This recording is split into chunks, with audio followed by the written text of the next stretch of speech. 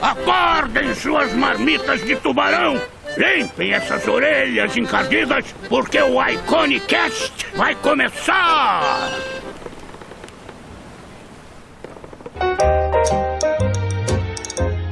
Olá, queridos marujos e marujas, e sejam muito bem-vindos a mais um Iconicast. Eu sou Henrique Lira, seu humilde anfitrião, e hoje nós recebemos, finalmente, o meu irmãozinho, meu grande amigo, ilustrador, diretor de arte, um cara incrível, um designer absurdo, Bruno Luna. A gente se conhece há muito tempo mesmo, e o trabalho dele sempre me inspirou muito. Ele é uma pessoa que... Eu vou dispensar descrições aqui. Eu acho que o papo de hoje foi muito interessante para conhecer a história dele. Que se você tem interesse em trabalhar em um estúdio de animação, escute esse episódio.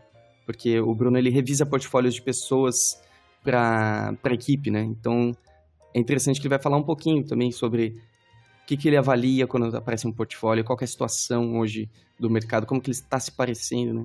Então, foi um papo muito rico, muito interessante. E se você gosta do Iconicast, não se esqueça de avaliar a gente no iTunes, dá aquelas 5 estrelinhas bonitinhas. Se você gostar do episódio, deixa seu like aqui no YouTube, se você estiver aqui. E no final do episódio, a gente também tem os nossos recadinhos na garrafa, que agora a gente vai trazer os nossos convidados para responder as perguntas que vocês enviam pra gente, ok? O recadinho na garrafa, você vê o link aqui na descrição. Então, sem mais delongas, senhoras e senhores, com vocês, Bruninho Luna.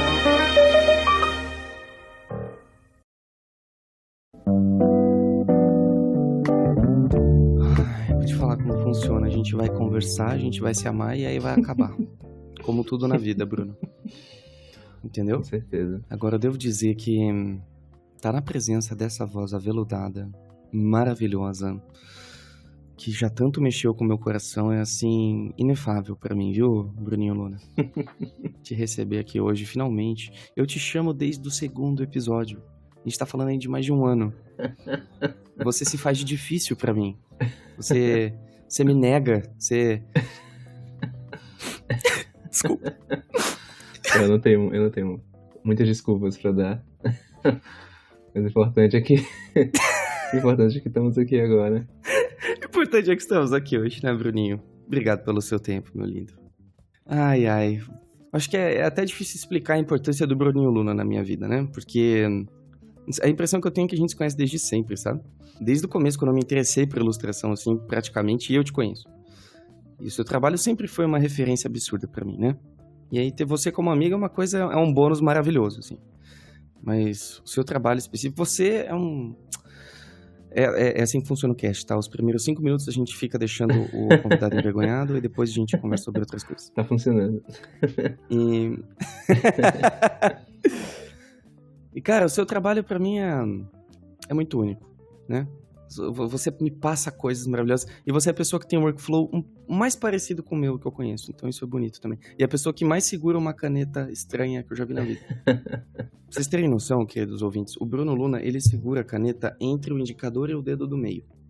E aí ele faz um negócio com a mão que eu não sei explicar até hoje, assim. Mas ver ele trabalhando é quase que uma experiência antropológica, assim. Recomendo a todos, viu? Bruninho, seja muito bem-vindo ao Iconicast. Valeu, cara. Você, Bruninho, você é de João Pessoa, correto?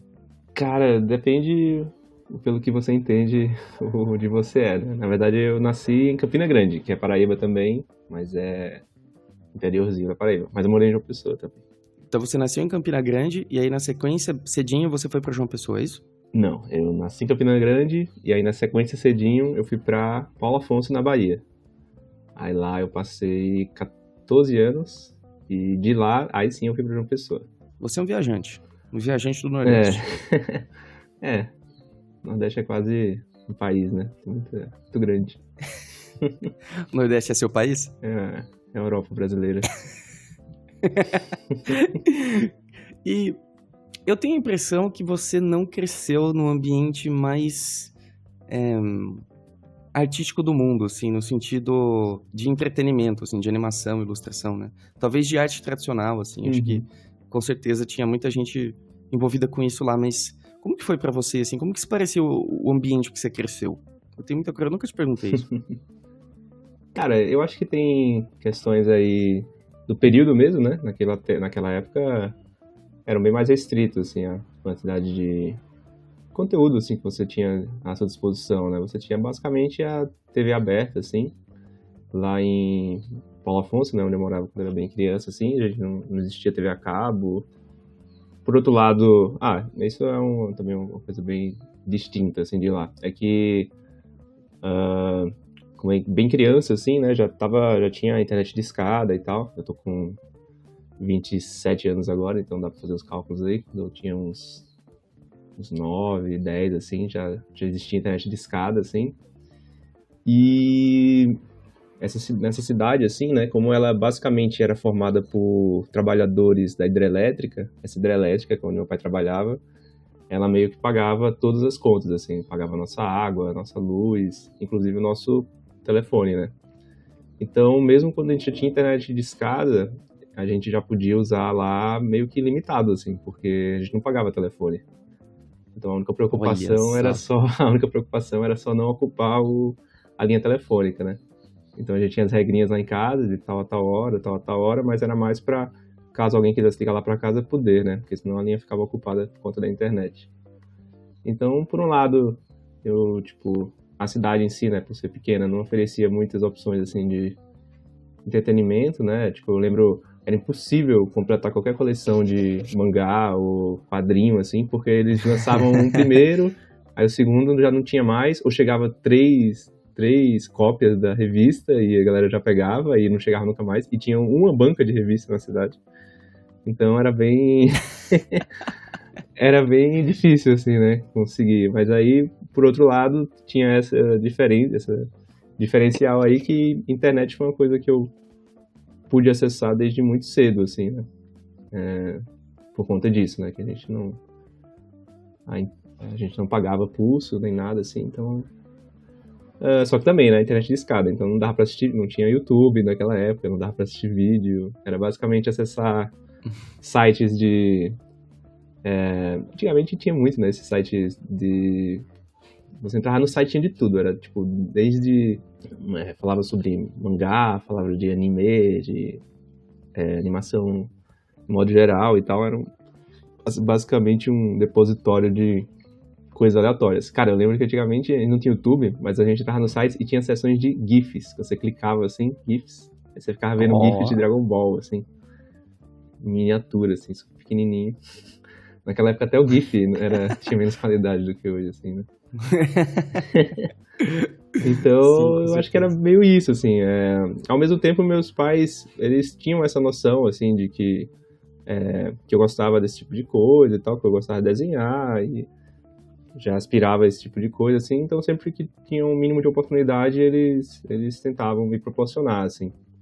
Então, eu lembro que teve uma época que apareceu um rapaz lá na cidade que ele pintava quadros a óleo, assim. E aí, meu pai procurou ele e eu fiz um curso a óleo com esse cara, nesse tempo que ele passou na cidade. Olha aí. Então, nas pequenas coisas, assim, que acabavam surgindo, meus pais sempre incentivaram, assim. Ah, que coisa boa, cara.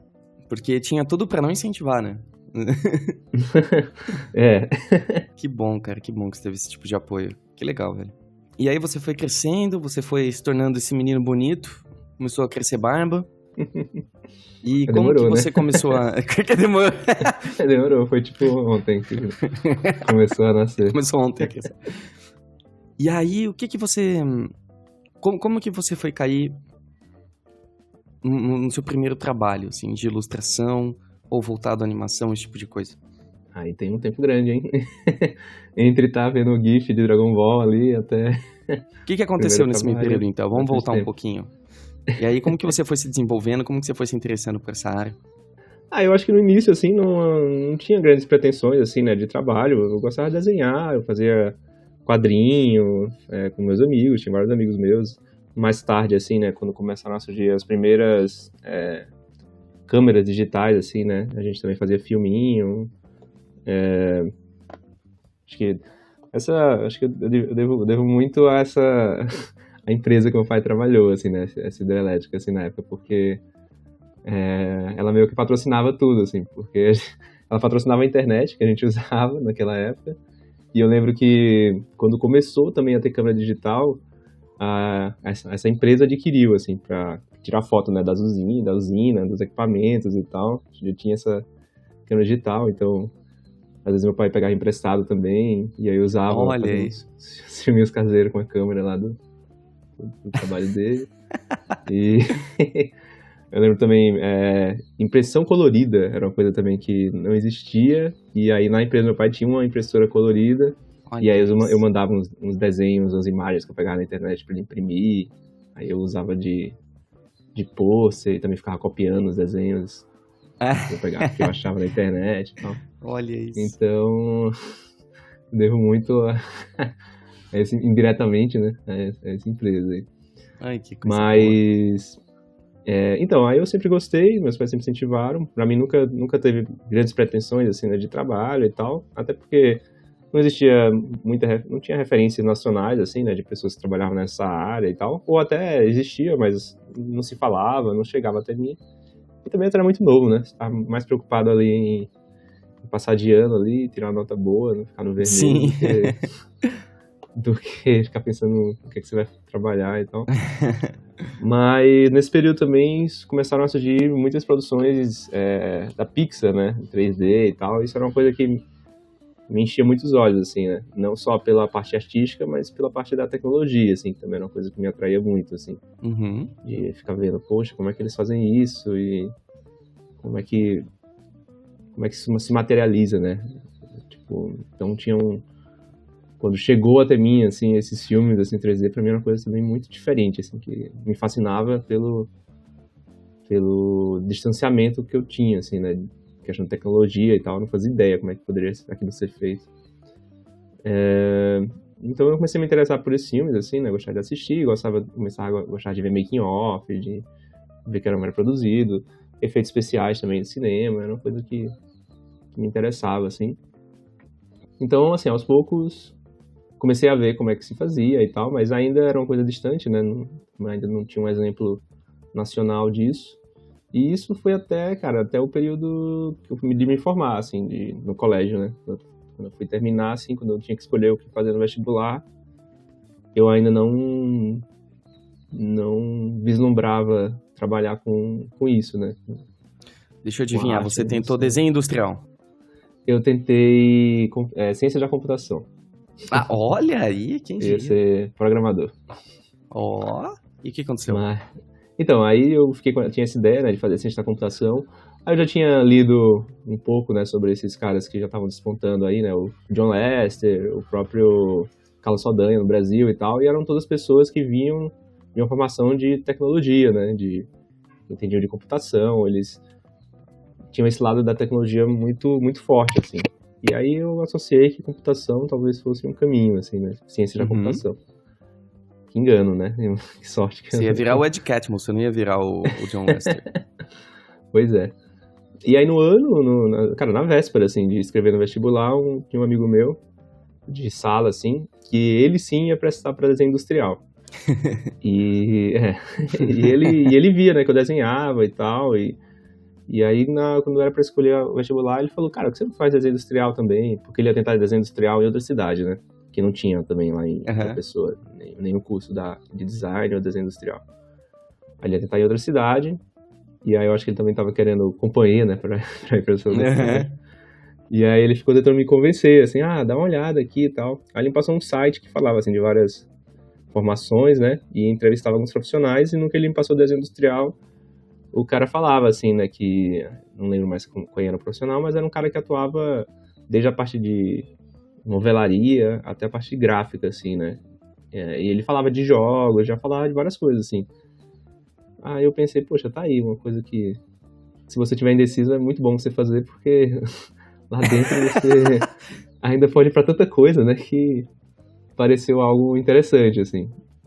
E aí eu falei, pô, então tem a ver, ele citava animação também e tal. Claro, não era bem superficial, assim, o vídeo, mas foi o mínimo ali pra despertar meu interesse em saber um pouco mais, assim. Eu comecei a pesquisar o que era design, cara, que eu até então nunca tinha ouvido nem falar nesses termos, assim. E aí eu descobri que tinha um curso de design, eu não ia poder fazer esse desenho industrial que ele tinha me indicado, porque coincidia a data com o mesmo que eu já estava prestando de ciência da computação. Uhum. Mas aí tinha o curso de design em Recife. E aí eu fui pra lá, pra Recife, pra conhecer, né, a universidade e a estrutura lá do curso e conversar com alguém lá, na esperança de encontrar algum aluno lá e tal e trocar uma ideia. Aí aconteceu, eu fui lá, achei bem diferente, né, o prédio lá, o CAC, né, que é um prédio bem não convencional, assim, bem artístico, digamos assim. E lá eu fui na secretaria e tal, e aí deu a sorte era época de férias, né, e aí deu a sorte de conversar, de encontrar acho que não era férias, na verdade, estava de greve, mas eu dei a sorte de encontrar uma aluna lá, uma veterana, que já estava, tipo, há 6 anos, assim, no curso. Aí eu troquei uma ideia com ela, 6 assim, anos. Um E curso eu de também 4. dei a sorte que dei a sorte que ela gostava muito do curso, né? E ela tava 6 anos justamente porque ela falava, é tanta coisa, eu termino um, aí eu me interesso por outro e tal. Porque o curso em design em Recife era bem abrangente, assim, né? Tem disciplinas desde design de produto, a gráfico, a game, a moda, acho que até joalheria, acho que tem agora também. Então é bem abrangente, assim. E eu falei, poxa, legal, tá aí. Gostei da pessoa. E também tinha eu gostava de Recife, né? Já gostava bastante da cidade, assim. Então era uma boa desculpa pra mudar pra Recife. E aí aconteceu. Aí eu prestei vestibular pra ciência da computação, passei. E passei também pra design. Aí acabei que eu nem cheguei a me matricular de ciência da computação e fui direto pra design, assim. Aí teve uma coisa também que eu acho que isso foi o que aconteceu, assim, no definitivo pra decidir, é que quando eu fui fazer a prova lá do curso de design, eu fiquei numa sala, que era uma sala toda pintada, assim, na parede, era toda grafitada, assim, com um monte de desenho maluco e tal. E eu fiquei sentado do lado de um demônio gigante, assim, que tinham pintado na parede, assim. Oxe. E eu fiz a prova do lado desse demônio, assim, imenso. Caramba, cara. Você ficou Mas tenso? eu olhava pro lado. Hã? Você ficou tenso? Eu fiquei intimidado ali. Mas eu pensei, pô, aquilo espaço da hora, né? Tipo, tudo pintado, assim, né? Um ambiente que aspirava mais à arte, assim, né? Que seria bem diferente de ciência da computação e tal. Uhum. E aí, meio que foi que faltava, assim, pra decidir. E aí passei pra design e foi isso. Mas, na verdade, eu tava pra responder como eu fiz o primeiro trabalho, né? Não, mas é interessante saber isso. Basicamente, você fez design por causa de um demônio na parede, então. Basicamente. Eu acho que... foi o demônio que me trouxe pra essa área aqui. Legal. E já durante a faculdade você já começou a freelar ou você já conseguiu algum tipo de trabalho? Ah, sim. Um pouco antes, né? Antes de entrar na faculdade, eu já comecei a desenhar, assim, né? No computador e tal, sem tablet, né? No mousezinho lá. Um mouse? No mouse. Parabéns, Bruno. Fiz bastante coisa no mouse. Bastante mesmo. E aí fui aprendendo Photoshop, aprendendo CorelDRAW. Clássico. Clássico. E aí, assim, com alguns amigos, assim, né, que percebiam que eu já mexia com isso e tal, me pediam coisas, assim, né? Algumas remuneradas, outras não, assim, mas eram coisas bem simples, né? Era tipo mascote pra minha marca, a logo do meu site, essas coisas assim. Você fazia trabalho de graça, Bruno? Ah, bastante. Até hoje, né? Até hoje. Eu peguei Por que ontem, você ainda inclusive. faz? Eu peguei ontem, trabalho de graça. O que te motiva a fazer? Um trabalho de graça? Uhum. Ah, cara, é uma pergunta complicada. Eu acho que, em geral, eu acho que uma coisa que tem em comum, assim, de todos é que é algo que eu quero fazer, assim. Então, é algo que eu quero fazer ou é algo que eu acho que tem um potencial maior, assim, né? Que o meu esforço vai ser muito pequeno diante da diferença que eu posso proporcionar para aquilo, assim. Então é uma coisa que motiva também. Às vezes não é só a peça que você está desenvolvendo, às vezes é algo maior, assim. Então, às vezes é isso. E esse que eu peguei também era para uma amiga, assim, que está fazendo um serviço e precisa de uma marca e um mascote e tal. E eu gosto de fazer. Apesar de... Acho que hoje, como eu trabalho... É gostoso muito... ajudar os outros, né? Eu acho isso ótimo também. Recíproco. E eu acho que também é uma coisa que, hoje como eu trabalho exclusivamente com animação, né, com desenho para animação, arte para animação, eu tenho uma certa carência, assim, dessa parte de design gráfico, identidade visual, uma coisa que eu gosto muito ainda de fazer. Não sou tão bom, nem tenho muita prática, mas eu gosto porque é um desafio, assim, né, que nem sempre eu consigo fazer, então... Acho melhor contextualizar as pessoas. Quando o Bruno diz que ele não consegue fazer algo bem, provavelmente ele faz muito bem, certo? Não, eu com certeza não sou tão efetivo quanto um designer gráfico de fato, assim, eu faço, aí testo, aí vejo, sinto que não ficou bom, mas eu não sei exatamente como resolver, eu tenho que dar uma estudada e tal, então... Pra mim, Bruno, você é que nem um frasco de shoyu, que você deixa qualquer comida gostosa, entendeu? Mas é isso, mas eu trabalho isso. mesmo no estúdio, assim, quando tem pequenas oportunidades, assim, de fazer alguma coisa, eu acabo fazendo, tipo, logo de projeto, eu fiz bastante já, bíblia, né, de projeto também, quando tem que diagramar e tal, eu gosto. É porque além do desenho, você tem uma pegada de design muito forte, né? Ah, sim, como eu falei, é algo que eu gosto, aí quando tem o mínimo de chances, assim, de incorporar, eu procuro incorporar, assim, mas é aquela coisa, né, quando eu também não me projeto, quando eu tento fazer essa projeção de todo dia acordar e trabalhar 10 horas com design e tal, aí eu realmente prefiro desenho. Mas eu curto, é meu hobby, digamos assim.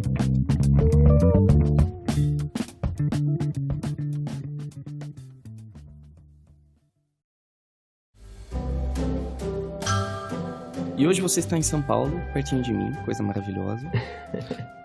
Como que você foi parar aqui, assim? Eu acredito que você fez outras coisas antes, né? Como que foi esse seu trajeto, rapidamente, assim, de estúdios que você passou? Como que você foi cair aí? Então, tô voltando só lá ao período da faculdade, né? Quando eu entrei, eu já estava um pouco com esse lado de voltar a desenhar, que, assim, também teve um período que eu parei de desenhar, assim, né? Quando eu mudei para João Pessoa, os últimos 3 anos, assim, do colégio, eu meio que parei de desenhar, eu comecei a estudar música e comecei a me dedicar mais à música, assim, e o desenho ficou meio que de lado. Você queria estar no mundo das drogas, então. Tipo isso. Mas também foi a música que me fez voltar pro desenho, assim. Por quê?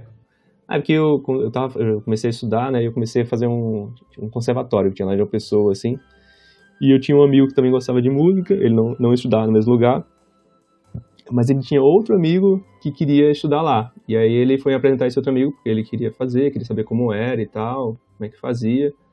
Aí eu lembro que esse cara fazia parkour, né? Eu encontrei com ele, ele tava pendurado num poste, assim, na praia. Uma pessoa. Ele tava literalmente pendurado no poste, assim, na praia. Tava bem naquela época de... Como conhecer uma pessoa? Tava bem naquela época de moda, assim, né? De fazer parkour e tal. E aí o cara desceu lá do poste, a gente começou a trocar ideia. Aí eu falei, pô, é assim, assim, assado, tem que fazer assim pra entrar, blá, blá, blá. E aí esse mesmo amigo em comum nosso falou, pô, ele desenha também, falou pro cara, né? Falou que eu desenhava, assim.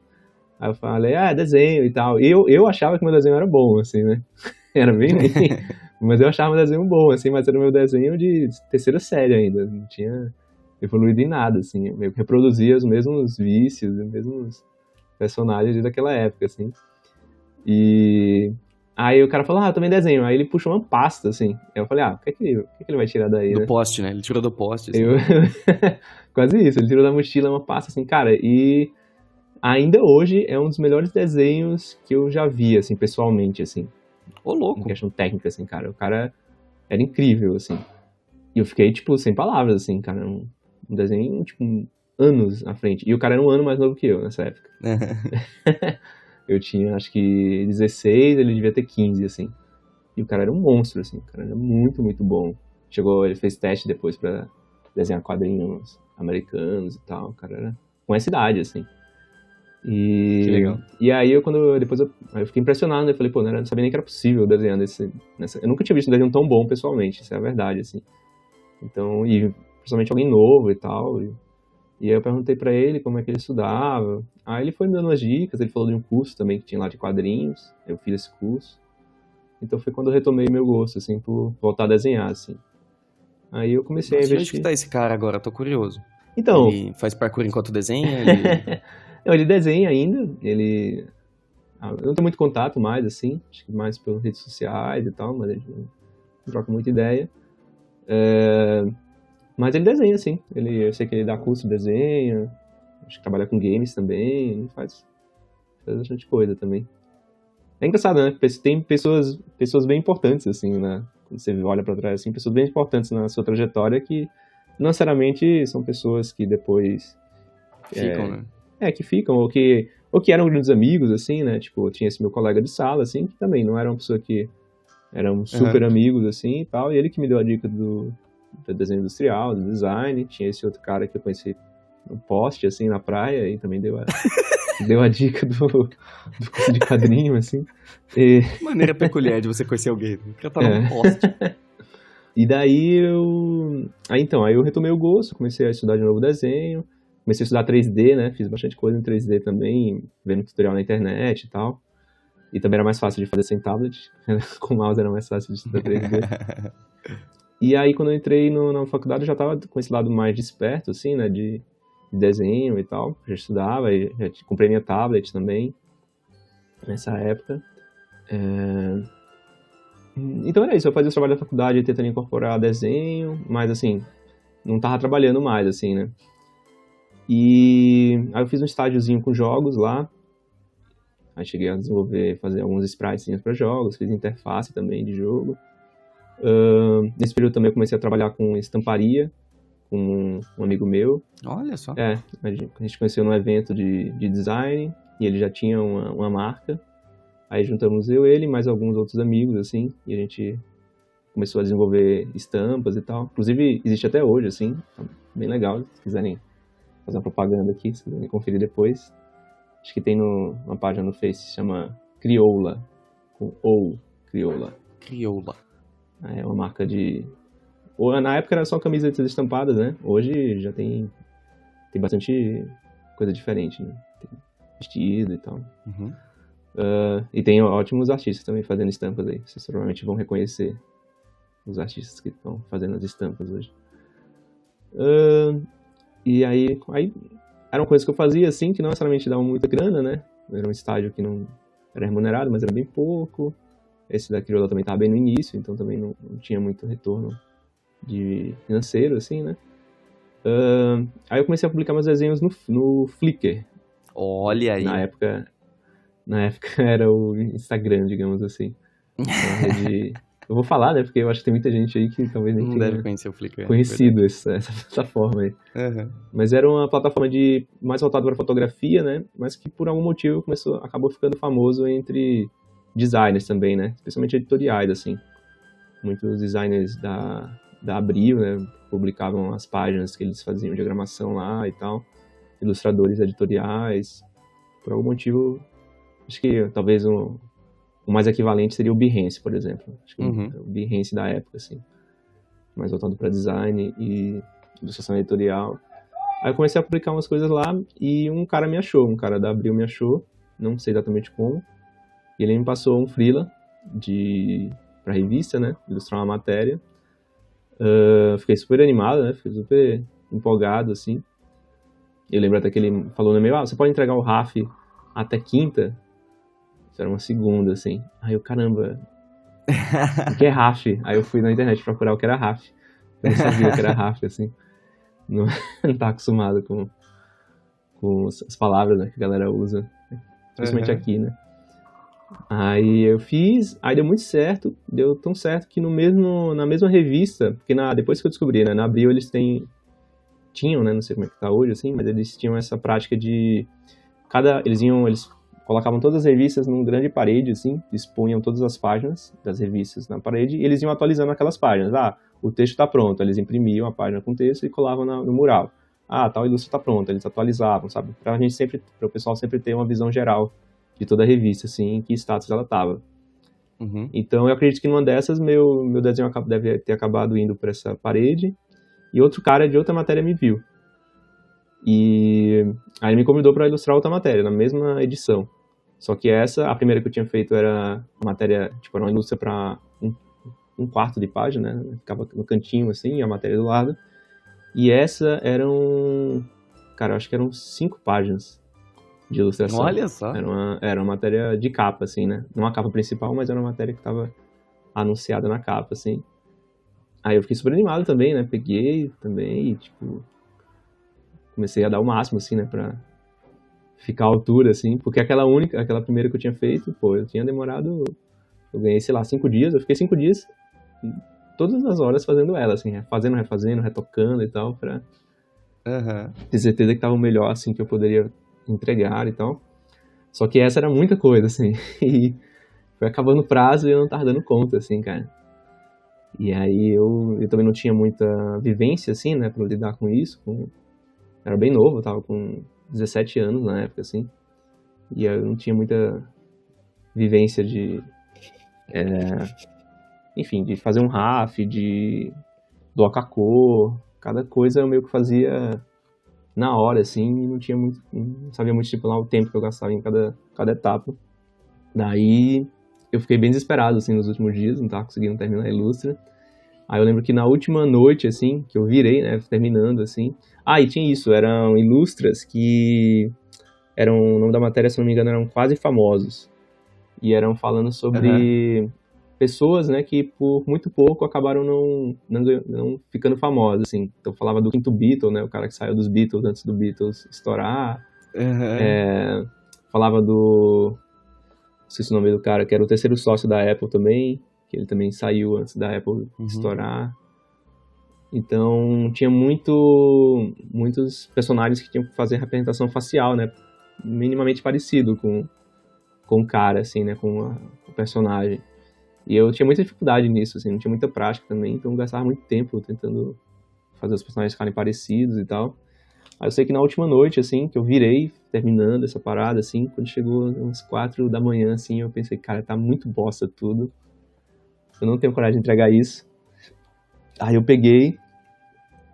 abri um e-mail, assim, e redigi, né, pro designer da página lá, falando, cara, né, não vou conseguir, não ficou como eu esperava, desculpa aí, tal. Comecei a escrever assim e tal, mas aí eu falei, cara, eu tô morto de sono, eu vou fazer o seguinte, eu vou dormir, amanhã eu acordo, eu releio esse e-mail pra ter certeza que eu não tô falando nenhuma bobagem, assim, e aí eu envio. Aí eu fui dormir, né, 4 da manhã, assim.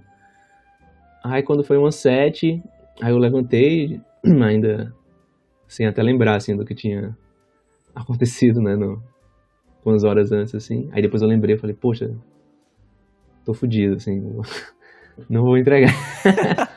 Aí eu entrei, sentei no computador, assim, abri o e-mail, aí reli, eu falei, cara, que droga. Aí eu voltei e fui revisitar as coisas que eu tinha feito, assim. E, pô, e tava bem menos horrível do que eu tava achando, assim. Eu olhei e falei, cara, não tá ruim, tá bom. Nada disso, assim, não tá exatamente como eu esperava, assim, mas também não é um grande desastre como eu tava achando que tava, assim, quando eu tava com sono, né, e já irritado, assim, de madrugada. Aí eu apaguei o e-mail, salvei lá os desenhos e mandei, assim. E aí o cara adorou lá e tal, e depois disso... depois disso eu fiquei uns 3 anos seguidos, assim, ainda fazendo ilustração pra Abril. Aí fiz várias revistas, né, desde a Super Interessante, a Mundo Estranho, Saúde, Você S.A., fiz Rolling Stone também, Folha de São Paulo. Olha esse menino. Então eu fiquei bastante tempo fazendo ilustra para editorial.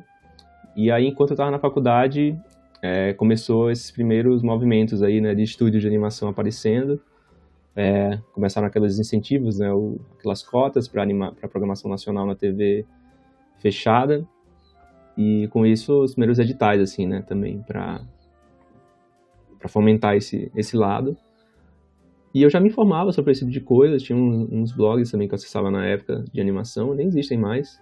Engraçado, né, na época onde carecia mais, assim, de produções aqui e tal, tinha bastante blog, tinha bastante não, né, mas eu lembro de 2 que eram bem legais, assim, de acessar.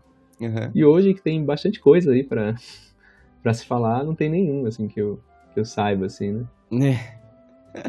E então eu já lia bastante coisa nesses blogs, eu fiquei sabendo através do blog, assim, desse edital e tal que tava rolando. E aí eu entrava no site e ia acompanhando, assim, né? E nesse site já tinha bastante coisa que a gente conhece hoje, né? Já tinha o Historietas Assombradas, já tava lá, o Tromba Trem já tava lá. Tinha vários projetinhos que a gente conheceu depois, assim, chegou a ser fomentado e já tava lá inscrito nesse edital, assim, dava pra acessar. Até porque eles abriram pra votação. Se eu não me engano, eles abriram pra votação. Você podia acessar e votar nos que você mais gostava e tal. E aí eles escolheram alguns para fazer uma minutagem mais reduzida.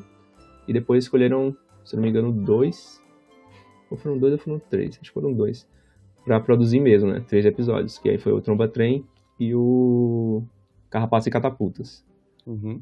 E aí eu já acompanhava, né, esse processo e tal. E aí também por isso eu acabei conhecendo o Cop Studio, né? Quando eles produziram a primeira temporada do Tromba Trem. Acompanhava alguns dos artistas, né, que trabalhavam lá também, assim. E enquanto estava na faculdade, eles fizeram uma chamada para a segunda temporada do Tromba para fazer cenários, né? Então eles fizeram uma chamada lá, colocaram um anúncio na página do Facebook deles, assim, e falava assim, se você consegue fazer cenários como esse, manda seu portfólio pra gente e tal. Aí tinha uns 3 cenários, assim, do Tromba, da primeira temporada do Tromba Trem, né? E Você já tinha feito cenário? Nunca tinha feito cenário. Eu já tinha feito bastante editorial, né? Mas, assim, os cenários da editorial são bem simples, assim. É basicamente o mínimo ali para compor. Em geral, era um fundo neutro, né? Não tinha muita ambientação, assim, nem atmosfera e tal. Mas aí eu peguei, fiz um cenário no dia, assim. No dia que eu vi o anúncio, eu peguei, abri o Photoshop lá e fiz um cenário, assim. No dia. Deixa eu fazer um cenário incrível aqui, rapidinho. Dá um Não, segundo. cara. Esse, com certeza ele não era incrível. E aí eu peguei meu portfólio, né? Tirei tudo que era de design, assim, tirei logo, tirei cartaz, tudo. Você deu uma limpa no portfólio pra ficar bonitinho pra ele. Isso, eu tirei tudo que meu portfólio era meio a meio, era ilustração editorial e design. Eram as 2 coisas que eu deixava no portfólio, porque eram os 2 tipos de trabalho que eu queria atrair. Uhum. Então eu ainda gostava já, né, de design e tal. E aí eu tirei tudo que era de design, de programação visual, assim, e deixei só as ilustrações editoriais e o cenário que eu tinha feito naquele dia, assim. Deixei ali no meio.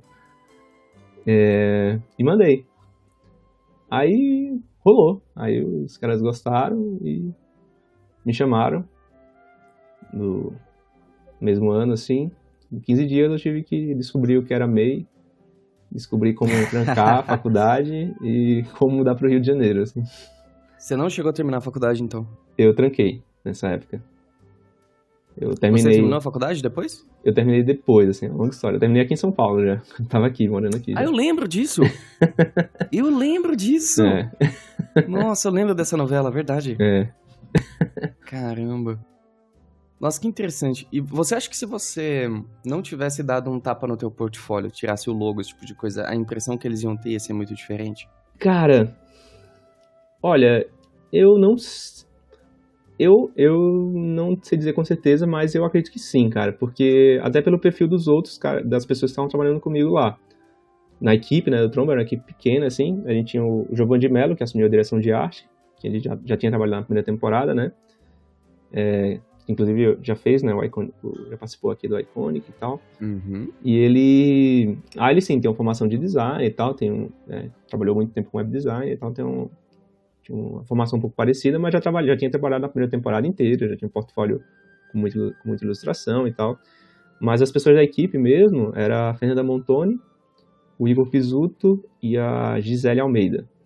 Uhum. E todos os 3, assim, basicamente se formaram com desenho, assim, né?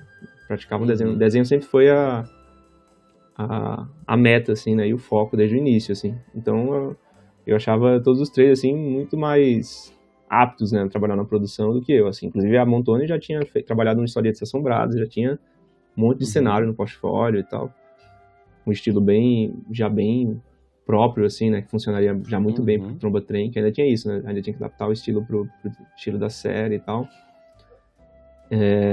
E a Gisele, ela tinha trabalhado muito tempo com publicidade, já tinha um trabalho super renderizado, assim, né, com bastante técnica, assim, né, de iluminação, cor e tal. Então ela conseguiu se adaptar rápido, assim, né? Tecnicamente era muito desenvolta e tal.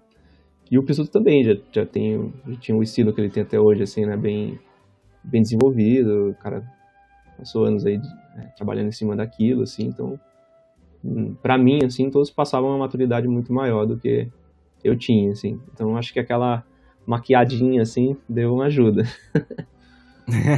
Legal, cara. Que depois, quando eu até fiquei refletindo sobre isso, né, que 1 ano e meio depois que acabou lá o Tromba, e foi basicamente o tempo depois desse período que eu vim para São Paulo, né, que eu vim trabalhar no sítio, fazer o sítio do Pica-Pau Amarelo, a gente sentamos eu e o Jonas, assim, pra gente escolher montar a equipe de arte, né, para fazer o sítio, e a gente começou a selecionar pessoas e tal, abrir portfólios, assim, e aí eu lembrei, assim, do meu, né, e eu falei, cara, eu hoje, assim, 1 ano e meio só depois, assim, que eu entrei lá no Copa com o meu portfólio, eu não me contrataria com o meu portfólio.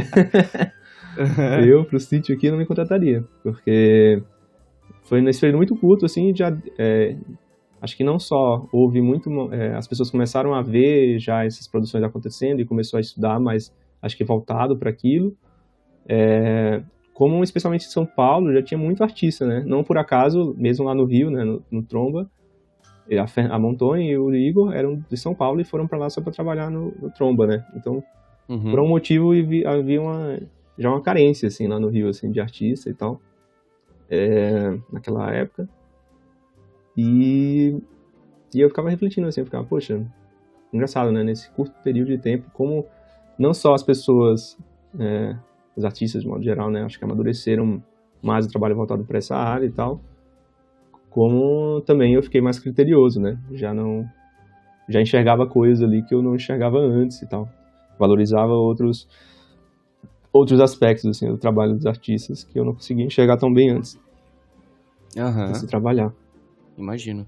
E aí você chegou então na Split como diretor de arte, assim, do sítio do Pica-Pau Amarelo. Isso. Quando eu terminei o Tromba, a gente estava no finalzinho lá do Tromba, eu já tinha meio que desistido da universidade, assim, porque eu pensava, pô, tô fazendo exatamente o que eu gostaria de estar fazendo, no lugar que eu gostaria de estar fazendo e tal, não tenho motivos para abrir mão disso, porque sabe-se lá quanto tempo isso vai durar, como é que vai... Cara, não tinha nenhuma perspectiva que tem hoje, assim, né? Hoje é uma coisa sólida, assim, né? Que a gente sabe que ainda depende muito de incentivo e tal, mas já é uma coisa provada, assim, né? Já se prova que a gente consegue produzir, que a gente tem qualidade, que a gente consegue criar obras originais e tal. Naquela época era todo mundo meio que desbravando, né? Você tinha pouquíssimas produções, assim, pra testar isso, né? E então eu queria muito não largar aquilo, né? Tinha medo de sair, não conseguia voltar e tal.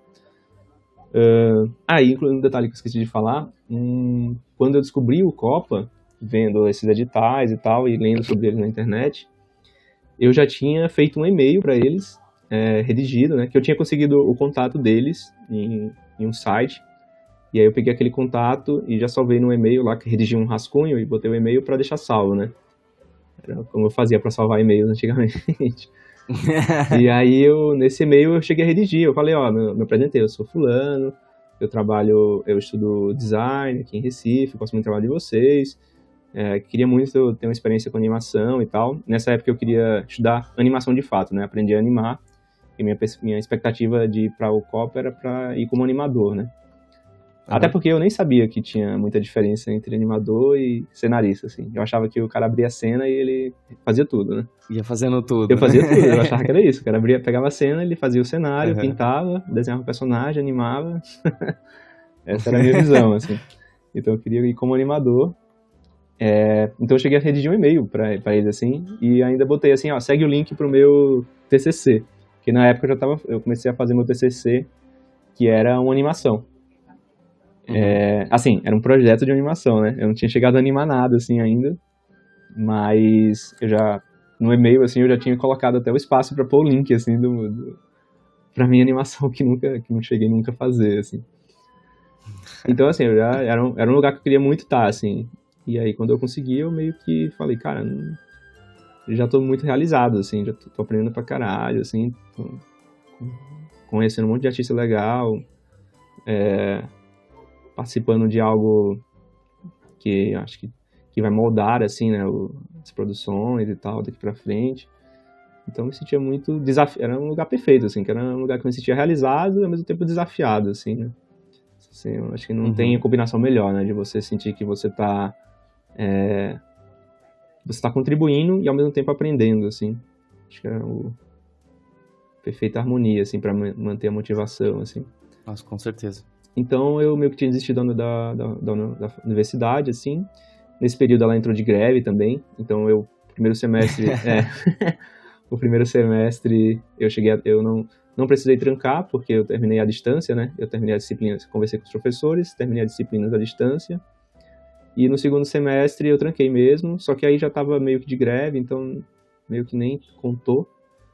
E aí aconteceu que quando ia acabar o Tromba, a greve acabou, assim. Ficou um tempão de greve, e quando o Tromba ia acabar, ia coincidir. Eu falei, pô, essa é a minha chance de voltar e terminar rapidinho lá, tipo, encurtar faltava um semestre só pra terminar. Encurtar aquele um semestre em, sei lá, 2, 3 meses, assim, fazer tudo rápido e voltar pra cá.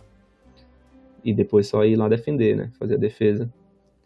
Aí eu conversei lá no Copa, e eles entenderam e tal, e aí eu voltei pra Recife, só que aí um mês depois que eu tava lá, o Jonas entrou em contato, né, o Jonas que é o sócio da Split, né? Um dos sócios da Split. Ele entrou em contato, falando que iam começar uma produção de animação lá e tal. Iam fazer a saída do Sítio Pica-Pau. Quem tinha feito as duas primeiras temporadas tinha sido a 211 no Rio. E dessa vez ia passar pra Split aqui. Ia ser a primeira série grande, assim, que eles iam fazer e tal. E eles estavam selecionando pessoas pra equipe. E se eu teria interesse. Aí eu falei, cara, eu não posso agora, que eu tô terminando a faculdade, e eu já tenho, tava com expectativa de depois voltar pro Rio pra continuar trabalhando no Copa e tal, mas me passa o teste que eu vou fazer, e aí você conhece meu trabalho, e se rolar de freela, ou depois, assim, né, mais futuro, rolar alguma coisa, você me chama e você já sabe como é meu trabalho e tal. E aí, beleza. Aí eu recebi o teste lá do sítio, eu fiz, mandei, e aí depois de um tempo eles entraram em contato falando que eles tinham gostado muito do meu teste e que se eu teria interesse pra vaga de direção de arte.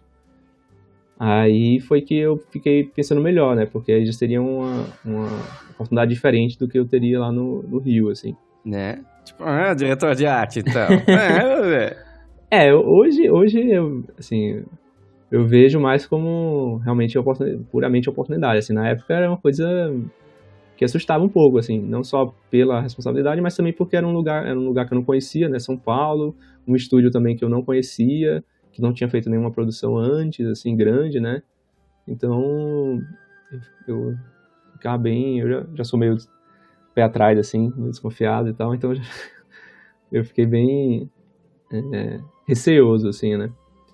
Mas acho que eu vou fazer um adendo, uma curiosidade aqui. Na mesma época, o Jonas me convidou pra equipe também. Olha aí. Olha aí, só que eu tava na Holanda, né? Pois é, eu tava se eu não estivesse lá, a gente poderia ser amiguinhos de sala. Olha aí, tá vendo? Eu tava em Recife. Quase Holanda também. Quase Holanda. Se não tivesse rolado a invasão, né? Pois é.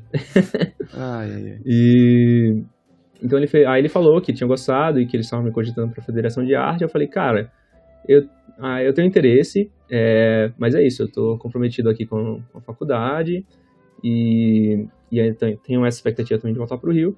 Mas, assim, se vocês me derem uma certeza dessa vaga, assim, né, que na época eles ainda estavam cogitando outros artistas, né. Eles tinham gostado do meu trabalho, mas ainda tinha outras pessoas, assim, que eles estavam cogitando para a vaga. Eu falei, vocês podem levar à frente, assim, essa avaliação, e se vocês optarem por mim, aí sim eu vou começar a ver aqui como eu faria, né? Como seria o processo para trancar aqui, se poderia ser e tal. Como ficaria minha situação também lá no Copa, se eu quisesse voltar, explicar também, né? Porque querendo ou não, eu meio que fiquei na expectativa de retornar, mas eu não queria gerar esse desgaste, assim, essa busca, né, por essas informações, até vocês me derem uma certeza que rolaria e tal. Nesse período também eu ia pesquisar também sobre São Paulo, custo de vida, bababá, ter certeza, se tinha praia, assim, né? Aí pronto, aí rolou, me deu a certeza, Aí nessa mesma semana eu já vim para São Paulo para fazer uma reunião só na produtora lá na Mixer, né? Que foi quem produziu o sítio. Conheci o diretor da série também, né? Que não foi o Jonas fez produção, a direção foi do Humberto Avelar. E aí eu vim, fiz a reunião, passei um dia só aqui em São Paulo, voltei para Recife. E depois Nossa, de 15 que coragem. dias. Aí depois de uns 15 dias, aí eu vim em definitivo pra São Paulo. Aí eu terminei depois, posteriormente, a faculdade, terminei as disciplinas que faltavam e meu TCC à distância, né? Enquanto eu tava trabalhando aqui. E cá estamos, 5 anos depois, em São Paulo e na Split. 5 aninhos em São Paulo. Olha só, hein, Bruninho? Quem diria? Em junho, completam 5 anos. 5 aninhos. O que a gente vai fazer de aniversário? Vamos fazer uma longa animada? Eu vou aparecer dentro de um bolo pra você, assim, só com uma gravata borboleta. O que você mas acha? isso você já fez ano passado, você tem que se superar esse ano. Ai, tá bom, velho, tá bom. Tira a gravata dessa vez. Tira a gravata! Ai, que maravilhoso, cara.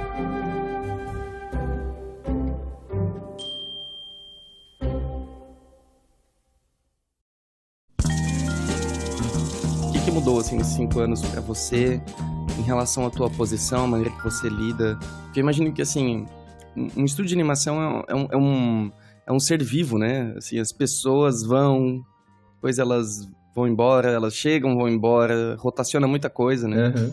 Eu tenho certeza que em 5 anos você viu muita coisa lá na Split, né? E o que você acha, assim, o que você tem sentido que foi mudando, assim, ao longo desses 5 anos? Cara, muita coisa, hein? São 5 anos, mas parecem 10, assim. Porque acho que a gente ainda tá vivendo, né? Um período de muita transformação, assim, nessa área, assim, né? Em todos os sentidos, assim. Acho que não só nas produções em si, né? Nas formas de viabilizar essas produções, nas formas que elas são produzidas, e isso reflete diretamente nos profissionais, né? Acho que hoje em dia você tem cursos direcionados para fazer cenários para animação, por exemplo. Você encontra aqui em São Paulo e tal. Naquela época, acho que 5 anos atrás, nem se cogitava esse tipo de coisa, assim. Então, acho que teve essa grande mudança, assim, né, de perspectiva, né, que eu acho que afeta também em vários âmbitos, assim, né, inclusive os profissionais, assim. Hoje, eu lembro que quando a gente formou a equipe lá para a equipe de arte, lá na época do sítio, tinham, acho que, uma pessoa só que tinha trabalhado já com série, assim. O resto todas, não, 2, tinham trabalhado já com série. O resto todas eram o primeiro trabalho, assim, deles com animação. Então, e hoje em dia, o pessoal, quando vai, né, procura Split, assim, manda portfólio, o cara já tem um portfólio, cara, com cenário, com vista aérea, com props, sabe? Tipo, antigamente era só personagem, era só retrato, Mais personagem, direcionado. e você tinha que, do personagem, meio que tentar tirar, ver se a pessoa tinha potencial para fazer cenário, fazer prop e tal. Prop são os objetos, né? Os objetos que os personagens interagem em cena. Uhum. E hoje, cara, acho que diria que quase praticamente todo mundo, assim, que manda portfólio já manda direcionado, assim, né? Então, acho que se amadureceu bastante, assim. Então, o mercado, ele amadureceu, você sente, assim, que as pessoas, elas se oferecem de maneira mais madura, assim. Exato, porque elas já têm uma expectativa, né? Já entendem como funciona, já sabem das perspectivas, né? Como é e tal. Antigamente, você... porque é isso que eu fico pensando, né? Que outro trabalho na área, assim, de arte você vai se aprofundar em cenário? Talvez quadrinho, e olhe lá, assim, depende muito também, né? Mas de resto, cara, muito difícil você ter um artista, assim, que se debruça sobre esse aspecto, assim, do desenho e tal. Basicamente, né? Antigamente era basicamente personagem, né? Portfólio de personagens.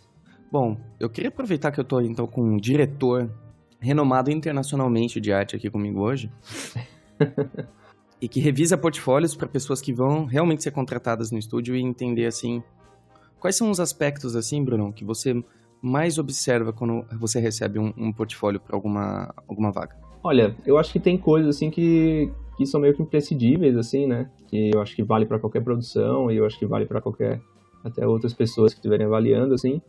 Que, cara, esse aspecto técnico, assim, hoje em dia, eu acho que é o mínimo que você tem que ter, assim, né? Antes era um diferencial, né? O cara que desenhava bem, o cara que, o artista que tinha um desenho maduro e tal, que sabia desenhar, figuras que transmitiam empatia, né? Que tinham poses dinâmicas, que faziam cenários com profundidade, com perspectiva certinho. Isso era o diferencial. Hoje é meio que o mínimo assim, que você tem que ter, né? Porque começaram a surgir os outros diferenciais, né? Como eu falei, como tem cursos voltados, as pessoas já trabalham os seus portfólios para isso, então eu diria que quase que na totalidade todos os portfólios já chegam com um aspecto técnico muito desenvolto já. Muito maior do que o que eu fui selecionado para o Copa, assim. Eu considero meu desenho ruim, assim, pro que eu entrei no Copa, assim. Eu acredito que eu aprendi muito lá, especialmente de personagem, né? Eu fiz muito cenário, então aprendi bastante cenário, mas eu já fazia personagem antes para ilustração didática e vendo, assim, né, os artistas lá que desenhavam para animação, os animadores, assim, os desenhos com mais energia e tal, aí foi que eu percebi como o desenho era fraco ainda, assim, né? E hoje, cara, eu acho que é muito difícil, assim, acho que todos os portfólios que eu recebo, que a gente recebe lá, são muito melhores do que o meu quando eu entrei no Copa, assim. Inclusive de pessoas mais novas, assim, né? Você tem de gente novinha aí que já manda muito bem, assim, nesses aspectos técnicos, assim. Então eu diria que acaba sendo, não se torna mais um diferencial, acho que é uma coisa que todo mundo tem que buscar, né? Se você, acho que acontece às vezes, né? O cara que é um artista de quadrinho, que tem um desenho muito sólido, um estilo muito sólido, mas ele só consegue reproduzir aquele mesmo estilo, assim. Ele tem dificuldade quando é para fazer um personagem um pouco mais anatômico, ou um personagem um pouco mais cartunesco, um cenário um pouco mais, com uma perspectiva um pouco mais distorcida, ou com a perspectiva mais certinha e tal, não consegue muito transitar nessas áreas, assim. Então, por mais que ele tenha um desenho bom, sólido e tal, ele tá preso àquele estilo. O que também não faz dele, não exclui ele de automático, né? Tem muitos projetos, assim, que, especialmente os menores, quando a gente não pode ter uma equipe muito grande, né? Tem uns... o estúdio ganha os editais de desenvolvimento, né? Que é basicamente você desenvolver a série, fazer uma bibliazinha, uma promo, e a equipe tem que ser bem reduzida. A gente acaba selecionando pessoas que a gente acha que já tem um estilo muito próximo do que quer se atingir. Então, às vezes, esse cara que às vezes não tem muita flexibilidade, assim, né, para transitar dentre várias estéticas e parâmetros, assim, às vezes ele casa perfeitamente com uma demanda específica, assim, né? Mas, assim, acaba sendo um pouco de exceção, né? São poucos os casos, assim, onde isso acaba acontecendo. Em geral, se procura contratar pessoas que têm esse lado mais técnico, mais desenvolvido, né? Uhum. Então, eu diria que esse acaba sendo... não se torna mais um diferencial, e o diferencial vira as outras coisas, né? Que é justamente isso, o que você consegue imprimir de próprio seu, né? Por exemplo, a gente às vezes está fazendo... especialmente quando no início de produção, assim, né? A gente está fazendo uma série agora que chama o Ibum. E a gente começou na pré-produção com bem poucas pessoas e tal. E a gente foi desenvolvendo um estilo e a gente chegou num piloto, assim, que... nesse piloto de episódio, eu fiz bastante coisa, assim, eu fiz praticamente tudo do piloto. E esse piloto serviu de parâmetro para a gente fazer os episódios seguintes com a equipe, né? E aí sim, a gente formou a equipe e tal, todo mundo veio, começou a trabalhar nos demais episódios. E o que a gente atinge hoje, assim, é bem superior ao que eu tinha proposto ali naquele piloto, né? Justamente por isso, porque cada pessoa vai trazendo o seu diferencial, né? Alguns a gente consegue enxergar desde quando você avalia um portfólio, ou que tem 2 etapas, né? A gente avalia o portfólio e depois a gente faz aplica um teste, né? Já direcionado ali para aquele projeto para ver justamente como a pessoa se sai e tal. Então, muita coisa também a gente consegue sentir ali no teste que a pessoa faz, quais os diferenciais que ela vai conseguir trazer, assim. E, cara, pra mim, isso eu acho que já vira, como eu falei, esse aspecto técnico eu acho que é algo que todo mundo vai avaliar, de algum modo, assim. Então, não se torna mais um diferencial. Então, uma dica que eu acho que serve para todo mundo, para qualquer projeto, é ter um bom desenho, estuda em desenho, um desenho sólido, tridimensional, aquele desenho bem careta mesmo, assim, mas que você consegue imprimir todas aquelas qualidades técnicas que passam segurança para quem está ali contratando, assim. Por mais que você vá trabalhar em um projeto super estilizado, com um estilo bem distinto, aquilo traz muita segurança, assim. Quando você organiza um portfólio também com um lado só, quando você, tipo, coloca ali props, desenha vários props, cenários, seus cenários passam a maturidade também, que você já entende como se divide as demandas de arte dentro do projeto e tal. Então essa é a dica que eu acho que serve para todo mundo, assim, estuda em desenho, tem um desenho legal. E aí, depois vocês investem no seu diferencial, que eu acho que é isso, as coisas que você consegue, únicas que você consegue trazer. E então, acho que nesse caso que eu dei do Ibum, assim, acho que, como eu falei, todos os episódios que a gente faz hoje são bem melhores do que o piloto, assim, porque cada um foi trazendo o seu diferencial. Alguns já eram esperados, assim, a gente já contratou esperando aquele diferencial, outros se revelaram durante a produção, assim, e a gente acaba incorporando. A gente molda também a produção para isso. Tem várias coisas, assim, que eu acabei determinando, assim, no início, vamos fazer sempre isso aqui, assim, assim, assado. E na prática, as pessoas, aquilo que era um facilitador para mim, para as pessoas acabavam não sendo, e a gente molda, a gente muda o jeito de trabalhar para aquele artista conseguir trazer o seu melhor, né, o seu diferencial ali para o projeto. Aí o resto eu acho que é a parte de socialização também, né, de você ser uma pessoa que consegue se expressar bem, e por se expressar bem não quer dizer que você tem que ser alguém comunicativo, super extrovertido, não é isso. Comunicativo no sentido que, tudo bem, você pode ser uma pessoa mais na sua, mais tímida e tal, mas que você terminou sua demanda e você não fica esperando alguém lhe procurar, você avisa, ou então você já é proativo de pegar um outro, uma coisa sequente, assim, ir na sequência para fazer e tal. Então não quer dizer que você tem que ser uma pessoa super eloquente, assim, né? Basta você não travar ali a produção, né? E ser um cara gente boa também, isso eu acho que é uma das coisas que pra mim pesam muito também.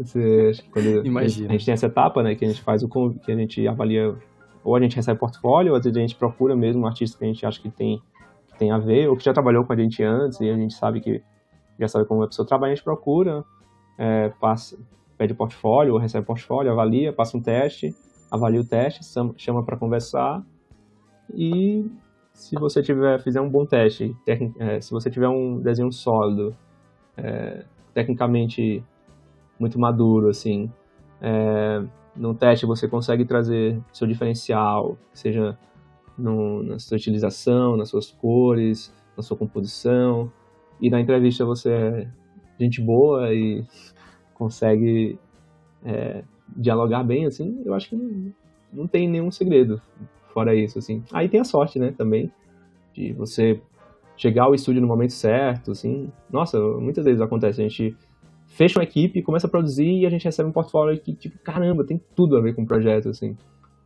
Tipo, poxa, tem tudo a ver, assim. Esse cara super poderia estar fazendo.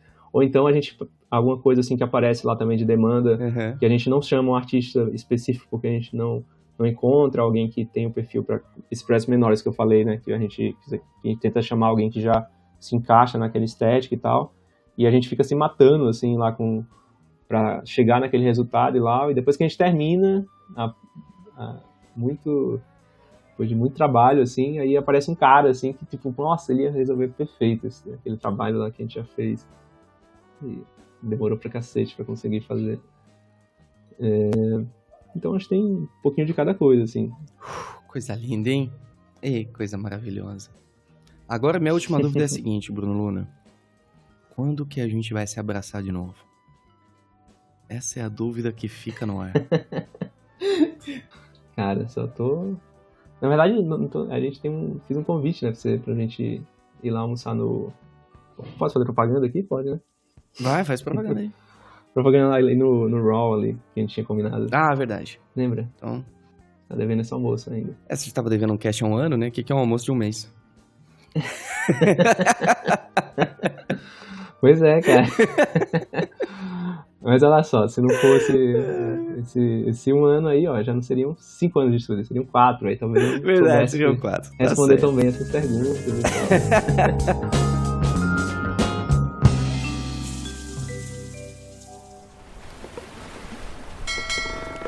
Atenção, seus papagaios bandoleiros! Chegou a hora de ler alguns recados da garrafa. Recadinhos na garrafa com Bruno Luna. Ai, meu coração. Bruninho. Obrigado, Luninho. Vamos lá então, Bruninho. Seguinte, ó. A primeira pergunta é de Shiro. Ele perguntou o seguinte, olha. Eu trabalho em tempo integral e não tenho tempo para estudar arte. Parar de trabalhar não é uma opção. Eu penso em acordar mais cedo para produzir um pouco, porém eu procrastino. O que eu devo mentalizar para seguir com essa jornada? Você já teve você já se sentiu nessa situação, Bruninho, de estar com pouco tempo para estudar arte mesmo? Como que você lida com isso? Pelo que eu entendi do Shiro, ele não tem tempo para estudar desenho, mas ele não trabalha com desenho, não é isso? Ele trabalha em outra área. É, aparentemente sim. Bom, eu acho que da minha experiência é mais assim, apesar de eu trabalhar na área, assim, né, eu sinto muita falta de algumas coisas que eu conseguia fazer antes que eu não consigo mais no meu trabalho dia a dia, né? Meu trabalho hoje no dia a dia é muito mais de gerenciar a equipe, de garantir a unidade ali do trabalho e tal, e eu ponho muito pouco, eu executo muito pouco, assim, uma coisa do início ao fim, assim, uma coisa do início ao fim. Isso me faz muita falta, assim, e eu tento, é algo que eu exercito diariamente, tentar fazer em casa e tal. Não é à toa que meus portfólios são super defasados, assim, né? Demora bastante pra atualizar, porque às vezes tem anos, assim, que eu produzo muito pouco pra mim mesmo, assim, que eu acho que é normal quando você está trabalhando e tal. Agora, sim, eu acho que funciona de outra forma quando você não trabalha trabalhando na área, né, e você quer muito, porque é algo que ele realiza e tal. Cara, eu acho que você tem que buscar fazer desse exercício, né? Eu acho que também não é nenhum segredo, assim. Você tem que buscar fazer aquilo algo prazeroso, né? Que, nossa, cara, pra mim é super... Não sei se... Acho que acontece com muita gente, assim, né? Às vezes eu tô até tarde, assim, finalizando algum trabalho, assim, né? Ou pro estúdio, algum freela, assim. E aí eu tô com muito sono, cara. E eu quero terminar aquilo pra dormir, assim. E eu tô com muito, muito sono e, tipo, tô exausto, não consigo mais olhar pro monitor, assim, quero dormir. E aí eu termino e tal, aí vou pra cama, e aí quando deito, aí eu puxo o celular, ou pego um livro, assim, um quadrinho, e, cara, pra me distrair, assim, pra ver se eu durmo, ou vou ouvir um podcast, assim, e aí eu fico mais 3 horas ouvindo um podcast, 3 horas jogando no celular, ou 3 horas lendo um livro, assim. Então, e isso acontece porque, assim, é o que eu tô fazendo com prazer ali, né, pra descansar e tal. Então, acho que quando você consegue transformar o estudo, assim, né, do desenho em algo não aquele esforço que ele desgasta, né, que eu acho que não acho que é necessariamente algo negativo, né, acho que tem-se muito essa cultura, né, de estudar pra caralho, desenhar todo dia e tal, acho que não é algo que eu acho que não funciona, assim, mas eu acho que não funciona pra todo mundo, né? Especialmente nesses casos, assim, né? Tipo, tô tentando me projetar no Shiro e eu acho que pra mim não funciona muito isso, assim. Eu preciso...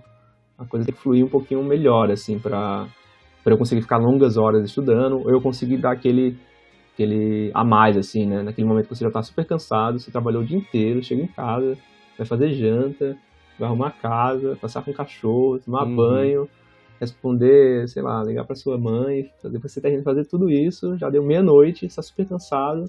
Você tirar energia, assim, de onde não tem, eu acho que só quando é algo que lhe tranquiliza, assim, né? Então, eu acho que quando você conseguir transformar esse estudo em algo, não aquela repetição incessante, não aquele negócio de eu tenho que fazer um desenho todo dia, então hoje eu tenho que ficar até tal hora, porque isso você vai fazer, mas contando as horas para acabar, né? Contando as horas para terminar e tal. Quando você conseguir transformar isso em algo que você relaxa, eu acho que é o segredo para você ficar mais horas, assim. Ultimamente, inclusive, comigo, era algo que eu fazia muito pouco, como eu falei, assim, às vezes eu ficava até tarde trabalhando com muito sono, e aí quando eu deitava para dormir, assim, para me distrair, eu ouvia um podcast e tal, mas nunca era desenho, assim, eu nunca terminava o trabalho, ia desenhar para relaxar, assim, sempre porque eu acho que eu associava muito relaxar a deitar, assim, então eu deitava e tal, e aí recentemente eu comecei a desenhar no iPad, né, e é algo que você pode fazer deitado, cara. E é algo que eu consegui transformar o desenho em também algo que eu faço para relaxar. Então, às vezes eu desenho antes de dormir. Mas porque eu consegui, é algo que eu só consegui agora, assim, né? Mas assim, eu tô fazendo com a iPad não precisa, né? Você pode fazer também, ter o hábito de pegar um caderno e trazer pra cama e desenhar no caderno. Também é um hábito que eu nunca conseguia desenvolver em mim, né? Essa coisa do sketchbook e tal. Então, tem várias dicas, assim, que são muito importantes, que eu acho que funciona para bastante gente, mas às vezes não funciona pra gente. Então é meio que você tentar se encontrar nisso, né? Então, perceber as coisas que mesmo cansado, você acha que não lhe exige tanto e tal, e transformar algo que um esforço que você consegue fazer normalmente no seu dia a dia, né? Muito bom, Bruninho. Eu acho que que eu posso compartilhar também em relação a isso, pelo menos de acordar mais cedo, assim, que é uma coisa que nem sempre eu tenho facilidade, mas eu acho que uma coisa que pode te mover muito, Shiro, é a sua insatisfação, é o seu sofrimento do dia a dia, por exemplo. Se você se irrita com o seu trabalho, acordar mais cedo é um ótimo combustível para você sair do seu trabalho, de repente, se você começar a se dedicar, né? Então, nunca subestime o poder de um sofrimento, né? Então, se você tá infeliz com a tua realidade, talvez essa seja uma força motora interessante. E outra coisa que eu te convido a pensar é por que é importante para você desenhar? Por que é importante para você produzir? Eu acho que se você tiver mais clareza disso, talvez fique um pouquinho menos difícil de você acordar mais cedo ou encontrar alguns gaps para você produzir, certo? Muito bem. Segunda perguntinha aqui é de Júnior. Ele diz o seguinte: por mais que eu estude, faço milhões de exercícios, tutoriais, eu sinto que eu tô remando sem rumo e já perdi as contas de quantos anos eu tô afundando sem saber nadar. E também não tenho condições financeiras de pagar uma mentoria, nem nada disso, né? Como proceder? E aí, Luninha? E aí? Essa pergunta é difícil, hein? É difícil porque, Adoro. assim, nesse tempo, né? Não só trabalhando, mas também convivendo com outros artistas e tal, cara, é muito impressionante como cada um, né? Como a trajetória de cada um, os anseios, as dificuldades. Tem, claro, aquelas coisas que são compartilhadas, né? Mas tem muita coisa que é muito particular, assim. Então, eu tenho muito medo, assim, de dar uma dica que, como eu falei antes, assim, né? Que a pessoa tome aquilo como uma verdade, assim, e tente seguir e não se frustre quando não conseguir. Mas o mais importante, eu acho, que é você achar aquilo que funciona para você. Aí eu vou dar a minha experiência, o meu ponto de vista, mas muito cuidado para também não tomar isso como uma regra e se frustrar, assim, que é uma coisa que já aconteceu comigo, assim, e ver se funciona para você. Bom, da minha experiência, cara, o que eu acho que mais me trava, assim, né, disso, assim, de você não sentir que você tá evoluindo, que seu trabalho está amadurecendo, é a questão da zona de conforto, assim. Eu acho que talvez também não seja o seu caso, porque você falou aí que você está estudando, fazendo muito tutorial e tal. Mas, por exemplo, quando a gente está numa produção, ou fazendo um trabalho remunerado, assim, né, você tem que cumprir uma demanda. E você não tem muito espaço ali para você arriscar, né? Você tem que fazer o que você sabe fazer e dar o melhor ali e entregar, assim. Então não tem muito tempo para você arriscar, para você inventar uma coisa nova e tal. Então é bem comum, assim, principalmente em série, né, que eu tenho trabalhado mais tempo, assim, são produções bem longas, de um ano e meio e tal. A gente fica muito tempo repetindo fórmulas muito parecidas, né? Claro, sempre tem um desafio novo ali, mas são peças muito parecidas, né? Então acaba que chega um certo ponto onde você está produzindo para atingir apenas uma meta ali. Não tem nada de errado nisso também. Mas é isso não vai lhe realizar nesse lado de você estar estudando e estar evoluindo, aí você vai ter que buscar por fora mesmo e tal. As séries que eu trabalhei, assim, no caso do Sítio, a gente foi fazer uma terceira temporada de 2 outras séries e 2 outras temporadas que já existiam, né? Então, o nosso principal desafio era atingir aquilo que já existia, assim. E uma vez atingido, a gente basicamente reproduzia aquilo que já tinha sido estabelecido. A gente fez depois uma temporada da Mônica, recentemente, da Turma da Mônica. E a gente também, a gente tinha uma estética ali pré-estabelecida, a gente mexeu em bastante coisa, assim, deu a nossa cara e tal, deu uma modernizada em alguns aspectos, mas chega um ponto onde é basicamente você replicar aquilo ali, né? Essa última experiência que eu tive agora nessa série que a gente está fazendo agora, o Ibum, ele é a primeira série original, assim, da Split, né? A primeira série que é uma criação própria. Então, ela não existia nada visual, assim, a gente partiu do zero. A gente ficou muito tempo em pré-produção, assim, cara, explorando os visuais mais distintos possíveis, assim. Então foi um período onde deu para associar mais, assim, né, esse aspecto do trabalho profissional com esse lado também de estudo e desenvolver e tal. Mas é algo que nem sempre é possível. Então acho que quando você está só reproduzindo aquelas mesmas coisas assim, que você já está acostumado, você acaba ficando um pouco travado. E outra coisa também, isso eu acho que também talvez seja algo mais que se repete mais com os artistas, assim, que você tem dois lados assim no seu desenvolvimento artístico, né? Você tem o seu lado técnico e o lado da sua percepção. E nem sempre eles andam juntos, assim, né? Então eu diria que isso que você está falando, eu acho que já é algo super positivo, porque só o fato de você estar percebendo que seu trabalho não está evoluindo já é algo muito bom, cara. Porque o que tem muito também é o cara que o trabalho dele, né, já estagnou em um patamar e ele não percebe, e ele não se reformula, ele não se adapta mais, ele estagnou ali naquilo. Então, só o fato de você estar percebendo, de você estar se sentindo frustrado, eu acho que já é algo a se comemorar, assim, pra falar a verdade, porque você já está motivado, já teve essa motivação de escrever esse e-mail e tal.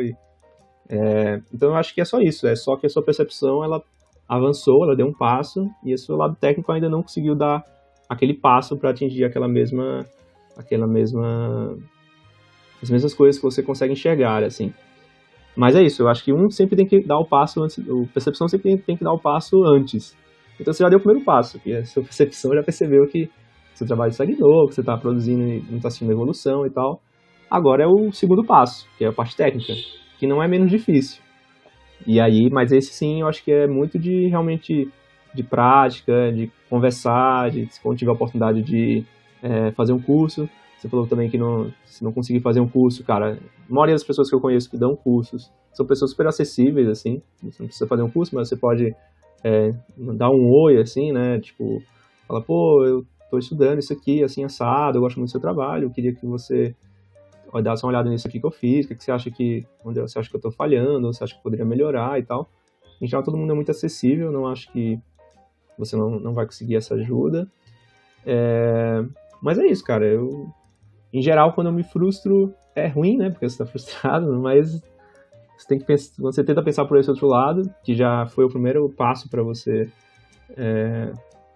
melhorar tecnicamente, assim, aí eu já fico um pouco feliz, assim, porque metade já foi, agora vem a outra metade que é difícil também, né? Que é estudar e tal. Com certeza, Bruninho. Nunca é simples, né? Exato. Esse sentimento de estagnação é um saco também. Provavelmente a gente cai nas mesmas soluções o tempo inteiro, né? A gente tenta resolver as coisas do mesmo jeito, realmente é difícil de sair do lugar. Eu acho que o que o Bruno falou é muito relevante, no aspecto de que, cara, tem muita gente à tua volta que tá na mesma situação que você, que não pode pagar um curso, não pode nada, então vocês podem se ajudar, né? Eu e o Bruninho, a gente se conheceu assim, basicamente, né? Exato. A gente tava no Draw. Então, é importante ter isso em mente, né? É importante ter isso em mente que tem outras pessoas que estão na mesma situação. O importante é você não ir sozinho, entendeu? Quando você traz outras perspectivas pra perto de você, acho que as coisas ficam um pouco menos difíceis. E outra coisa é assim, tem muita coisa disponível online hoje que você pode estudar, sabe? Lógico que um curso ele vai te direcionar melhor, mas isso não é desculpa, né? pra não estudar e não encontrar coisa. Ainda mais, se você mandou essa mensagem, você tem acesso à internet. Se você tem acesso à internet, você tem acesso a muita coisa legal. Então, força, Júnior. Sim, eu acredito que se você realmente tiver força de vontade e essa proatividade de buscar outras pessoas, aos poucos você vai evoluindo, com certeza. Bruninho Luna, muito obrigado pela sua presença, pelas suas palavras de sabedoria, pelo seu... Eu sinto o seu aroma daqui, meu amigo. Que delícia. Muito bom, obrigadão. Nossa, mas foi tão... A gente gravou tão cedo, nem deu tempo de tomar banho, nem nada. O nosso público não precisa saber disso, Bruno. Não vamos datar, né? Não vamos datar. Bom, isso daqui é um adendo, então, do episódio, para acabar no episódio. Então, Bruninho, antes da gente terminar, a gente precisa lembrar as pessoas que nós somos também irmãos de kazoo, que é esse instrumento maravilhoso. Então, acho que a gente devia tocar em conjunto a abertura do All You Need Is Love. Você topa? Pode ser. Vamos lá, então. 1, 2, 3 e...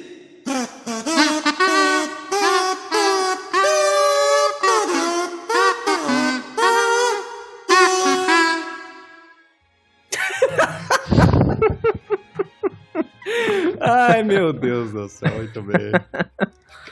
Pô, vamos gravar um episódio só disso, por favor. Só disso? Esse é um talento que não pode ficar escondido apagado, do mundo, cara.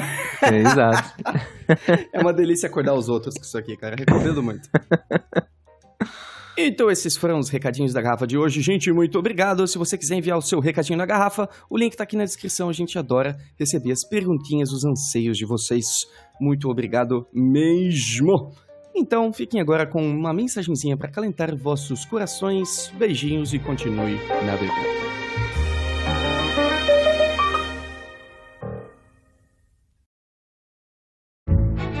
Bom dia, tripulação. Eu fico pensando... Que bom que os nossos dias são cíclicos, né? Que bom que o sol vai embora e volta no dia seguinte. Isso porque nossa vida, ela se torna como se fosse um seriado cheio de capítulos e temporadas. E cada novo capítulo vem uma nova promessa, né? Um novo arco, novas promessas, novos desafios. E até alguns plot twists. Como, por exemplo, descobrir que seu gato arrancou metade do tecido do sofá de madrugada. Mas que bom, sabe? Que a gente acorda para mais um episódio das nossas vidas e a gente tem uma nova oportunidade de fazer tudo do zero. Tudo de um jeito diferente. E ao final desse dia que eu vos falo, eu espero de coração que você esteja ansioso pelo capítulo de amanhã da sua vida. E tenha em mente que hoje você escreve o seu roteiro e que amanhã é um novo episódio. Tenha um ótimo dia e continue navegando.